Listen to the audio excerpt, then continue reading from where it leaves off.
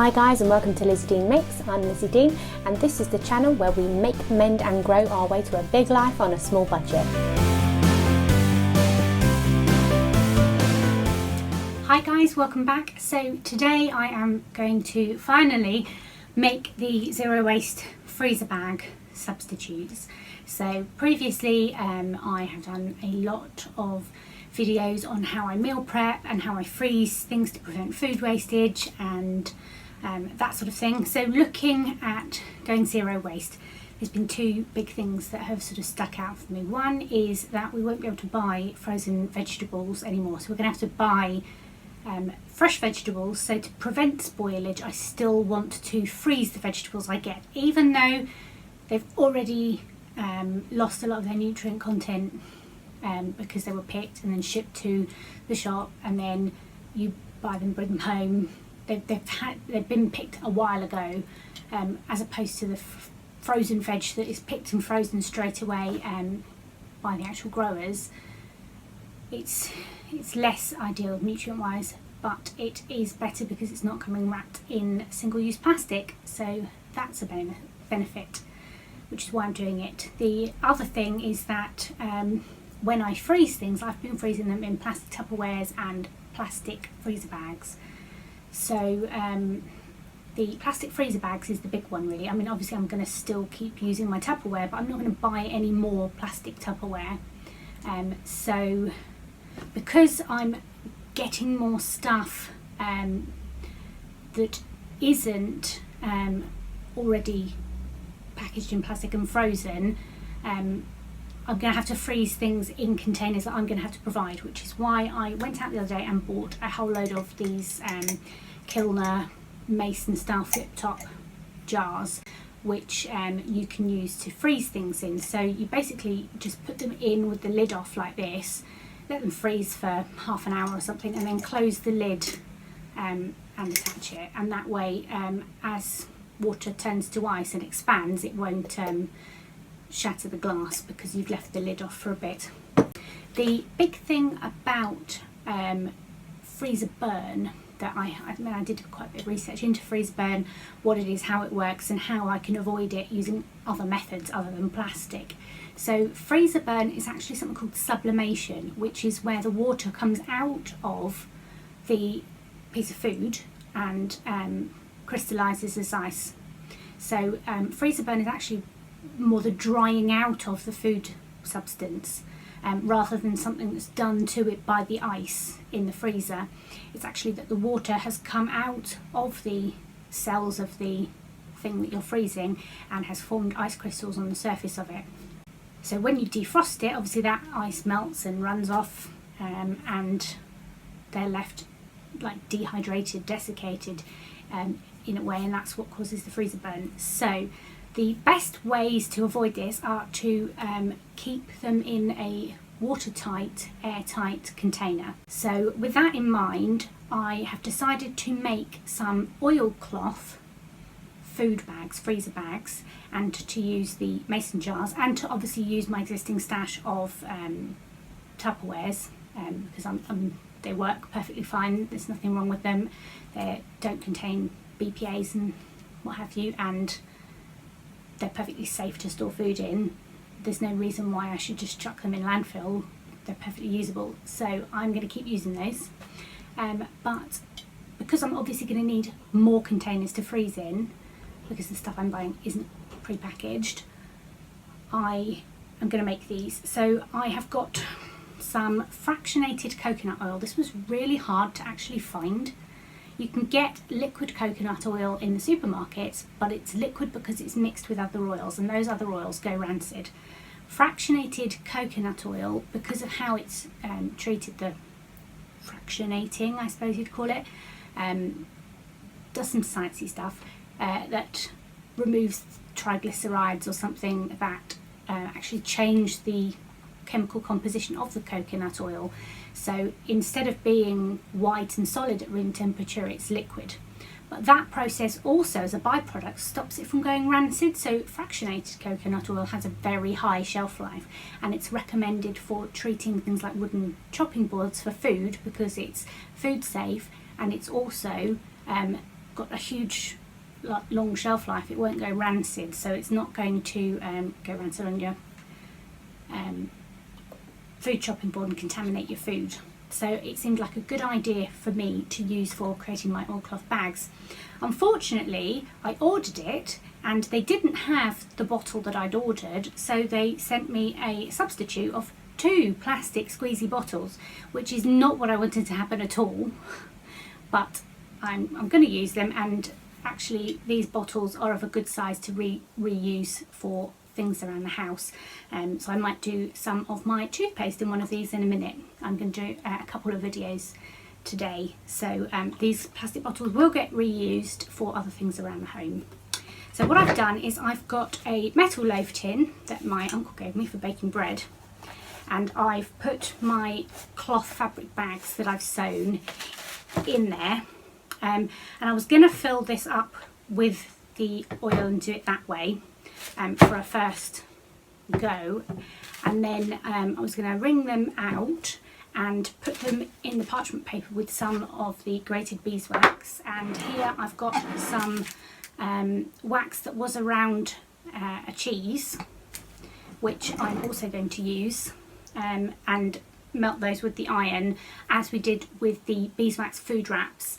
So I've got these fabric bags, and I made these in exactly the same way that I made the drawstring produce bag, so I'll link the video to that and to the sandwich wrap video below.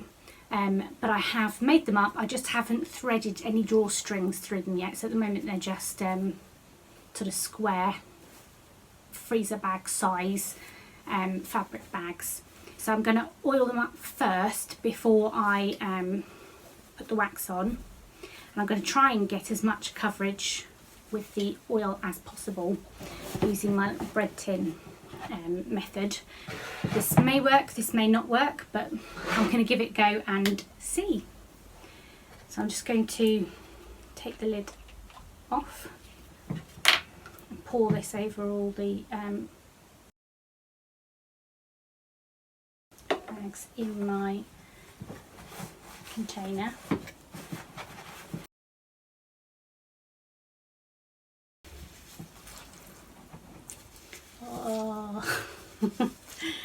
So I've got one that's fully coated, and I'm just going to wring it out as much as possible to get any of the spare oil back into the other bags, because I don't want any of it to go to waste. So that bag looks to be completely saturated. I'm just going to turn it inside out and make sure that it is completely covered, and then I'm going to try and wring it out a bit more.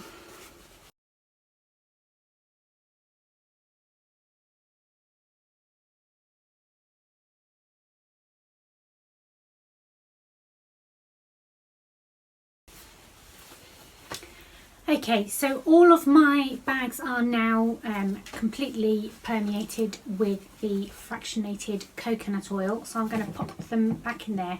I'm going to take one at a time, pop them on my sheet of parchment paper, grate some wax on them, and then put my other sheet of parchment paper on top and carefully iron with the iron to make sure that I don't get any wax on the iron or wax on the little ironing board that I've got here. This is my craft ironing board.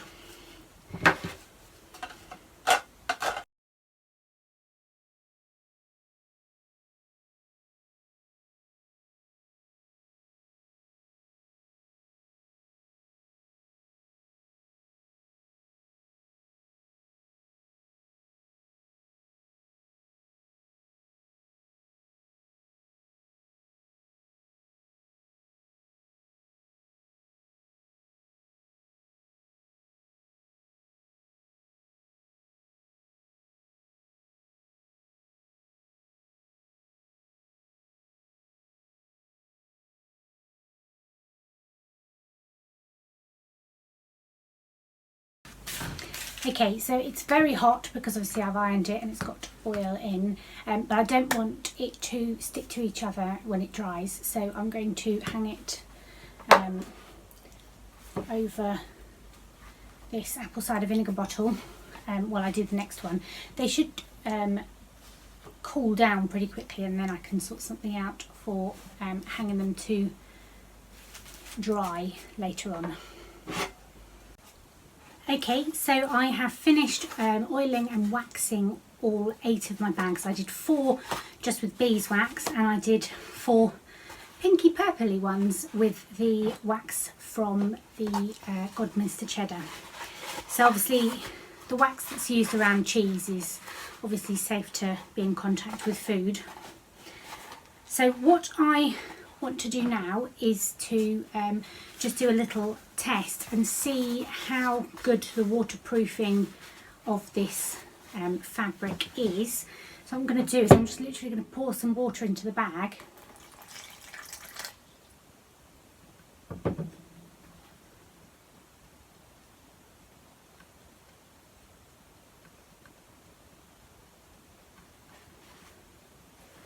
So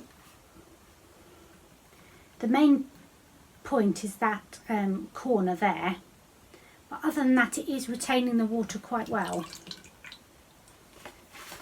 So I think in terms of watertight, airtight wrapping to try and reduce the amount of sublimation, or therefore prolong the life of the frozen goods before they develop freezer burn, I think they're probably going to work quite well. So I think I'm quite happy with that. What I would like to do now is obviously to sew the drawstrings in place. So I've got my ratty ball of string again that my dog's been at and I'm just going to get some sections just like I did last time. So it'll go once around from that side and once around from that side. So each length of string, you need 2 per bag, and it needs to be probably about 3 times the width of your bag. And then you need a lovely wool needle like I've got here with a big eye on it, and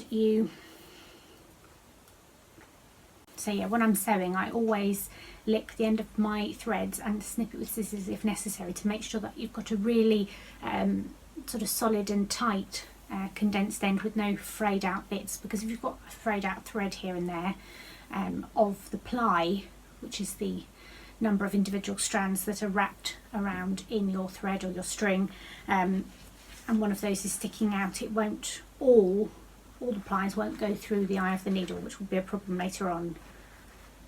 So I'm now going to use my wool needle to thread it through the channels that I left in my bag. So if you want to know more about making the drawstring bags, if you check out the other video that I made on making the produce bags. But I'm just going to do this now, and then I will have 8 drawstring semi-water and airtight freezer bags for freezing the solid goods in. So anything that I'm freezing that's like soups or stews or liquid in any way, I'm going to freeze in the mason jars or in my existing plastic Tupperware. And anything that is solid, like chopped vegetables, either from the store or from my garden. I did see that even though our local farm shop has closed, the butcher's that's next door to where the farm shop used to be now seems to be stocking that farm's produce. So I'm going to go check that out. I wouldn't normally go in the butcher's, but there you go. Maybe I'll go in the butcher's for my veg, which is a very strange scenario for a vegetarian to be in a butcher's. But hey ho. So I'm going to do these up and then I will be done. So I hope you enjoyed this video. If you did, remember to give it a thumbs up, it really does help. And hit the subscribe button and the little bell notification icon if you'd like to be updated every time I upload new content to this channel. Thanks for watching, guys. Bye.